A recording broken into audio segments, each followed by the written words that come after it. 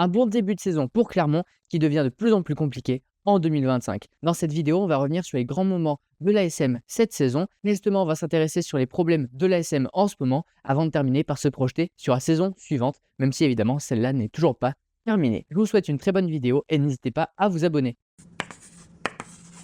Samedi 7 septembre 2024, reprise du top 14. Après un exercice 2023-2024 conclu à la 8e place, l'ASM veut clairement afficher ses ambitions et atteindre le top 6. Et tout se passe au mieux lors de la première journée avec un large succès sur Pau sur le score de 39-7 et a suivi un match au Racing 92 perdu sur le score de 33-20 avec notamment des lacunes défensives sur les ailes. Deux premiers matchs qui vont rapidement montrer les difficultés de l'ASM au cours des 2 premiers mois, qui au bout de 8 journées à la fin du mois d'octobre avait remporté 4 matchs à domicile, en avait perdu 4 à l'extérieur. Autant dire qu'il y a de très grosses différences entre les matchs à l'extérieur et ceux à la maison, même si l'ASM pointe toujours à la 6e place à la 8e journée. Après ce premier bloc de 9 matchs conclus par une victoire face à Bordeaux à domicile évidemment, les Auvergnats sont revenus de la trêve internationale avec pour objectif se réveiller après des matchs poussifs notamment à domicile et surtout d'afficher un autre visage à l'extérieur puisque sur les 4 premiers matchs à l'extérieur, l'ASM avait pris 37 points de moyenne. Et ça y est, on a cru que c'était lancé avec ce succès à Lyon sur le score de 22-30 et cette première victoire hors de ses bases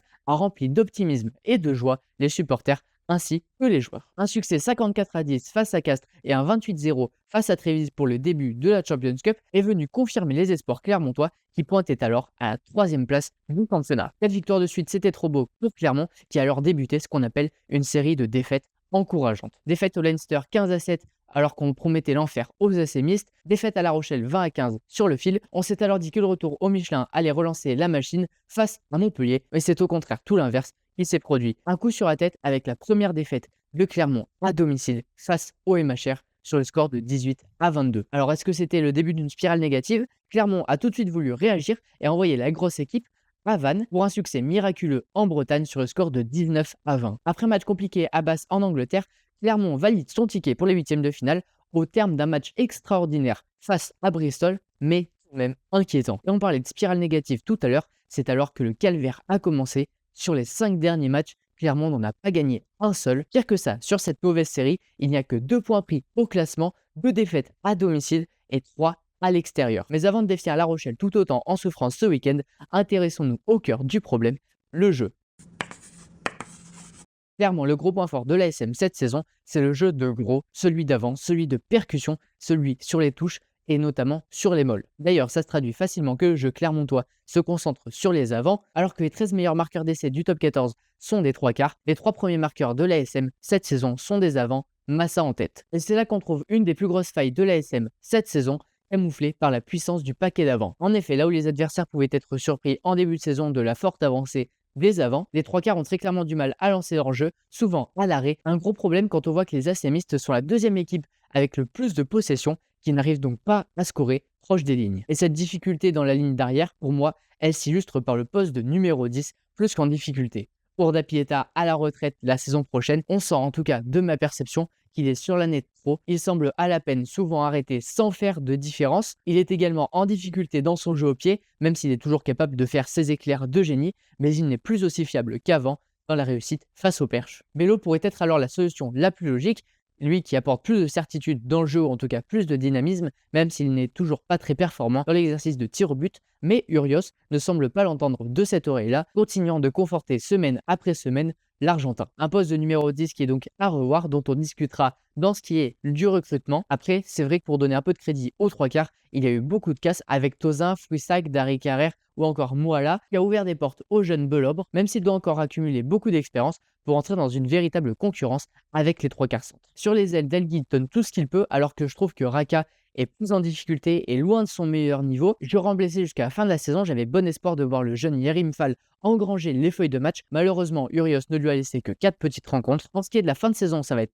très compliqué de viser le top 6 avec les réceptions de La Rochelle, d'un Loup qui carbure, du Stade Français ainsi que de Perpignan, alors qu'il y a des déplacements périlleux à Toulon, Castres et Montpellier. Même si je nourris encore l'espoir d'atteindre cette place qualificative, je pense que la 8e ou 7e place sera plus envisageable malheureusement.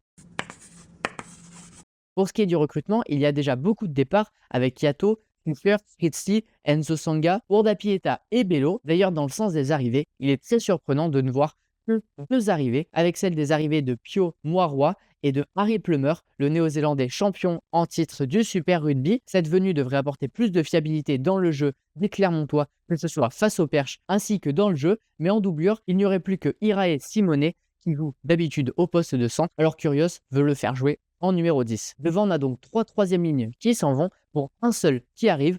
Mais surprenant également, malgré tout, les prolongations restent satisfaisantes avec Fainga, Simons, Lanen, Kremer, Dari Carrère, Jurand ainsi que Delgui. Mais pour moi, le meilleur recrutement possible, il passe aujourd'hui par les jeunes. En effet, Clermont est sur une génération intéressante, demi-finaliste la saison passée, les espoirs sont aujourd'hui 3e de leur poule et on en a vu certains participer pour la première fois à leur match en top 14, mais sur des temps de jeu trop courts quand on voit que Jules Bousquet, qui aurait pu rentrer face au Racing ce week-end, n'est pas entré en jeu, mais comprend facilement que Christophe Furios ne compte clairement pas sur les jeunes. Enfin, il faut relativiser des jeunes formés à l'ASM comme Darikar, Lanen ainsi que Tixeron sont des éléments importants de l'effectif de l'ASM, mais ce n'est pas Urios qui les a lancés dans le grand bain. En tout cas, l'année prochaine, au vu d'un effectif qui se rétrécit de plus en plus, pour moi, il faut compter absolument sur les jeunes pour espérer exister dans ce top 14. Dans l'ensemble, cette équipe de Clermont fait très peur à voir ces derniers temps, et même s'il peut y avoir des erreurs d'arbitrage en défaveur de l'ASM, ce n'est pas du tout la seule cause des résultats. D'ailleurs, dites-moi en commentaire quel avenir vous voyez